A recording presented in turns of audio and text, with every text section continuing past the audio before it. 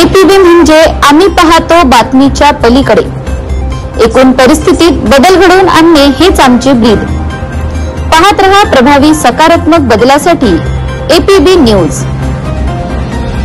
उपविभागीय कार्यालय येथे अर्थसंकल्पात 7/12 कोरा करा प्रगती शेतकरी मंडळाचे राजू वानखडे यांनी उपविभागीय अधिकाऱ्यांच्या मार्फत मुख्यमंत्री महोदयांना शुक्रवार 7 फेब्रुवारी रोजी दुपारी 3 वाजता निवेदनातून करून दिली आठवण।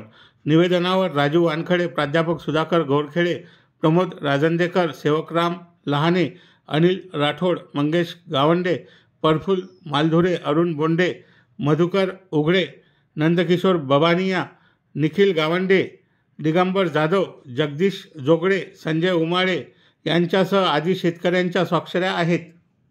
आज आम्ही मुर्तेड तालुक्यातील सर्व शेतकरी माननीय मुख्यमंत्री साहेब यांनी दिलेल्या आश्वासनानुसार की आम्ही महाराष्ट्रातील सर्व शेतकऱ्यांना कर्जमुक्त करणार आहोत, त्याचा 7/12 कोरा करणार आहोत। म्हणून त्याचं आठवणीसाठी आम्ही स्मरणपत्र क्रमांक 2 म्हणून आज माननीय केजरीवाल साहेबांना आम्ही आज निवेदन मुख्यमंत्री साहेबांना पाठवलं यांच्यामार्फत। व आमचा सगळ्यात महत्त्वाचा मुद्दा आहे की या देशात हमीभावाचा कायदा पास झाला पाहिजे। म्हणून आम्ही आता जर या 15 दिवसात अधिवेशनाच्या अगोदर जर शासनाने या गोष्टी दखल घेतली नाही तर आम्ही येणाऱ्या 20 तारखेनंतर मुर्तेडच्या तहसील कार्यालयावर एक भव्य दिव्य असं मागच्यासारखं आंदोलन चालू करणार आहोत की ज्यामध्ये शेतकऱ्यांना हमीभावाचा कायदा पारित झाला पाहिजे, या सर्व शेतकऱ्यांची 7/12 कोरावरून कर्जमाफी झाली पाहिजे, तसेच या वृद्ध शेतकऱ्यांना 60 वर्षावरील शेतकऱ्यांना 10,000 रुपये पेन्शन चालू झाली पाहिजे।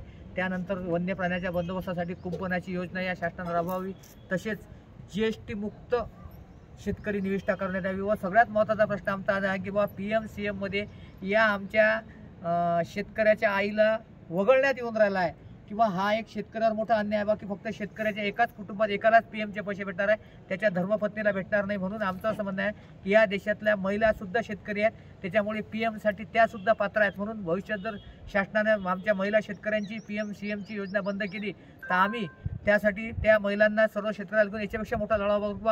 8वं वेतन आयोग लागत असताना, आमदार खासदारांना पेन्शन देत असताना त्यांच्या महिलाचा त्यांच्या कुटुंबाचा सगळ्याला पेन्शन देते, मग आमच्या शेतकरी कुटुंबात सगळ्यांना PM-CM का नाही बा?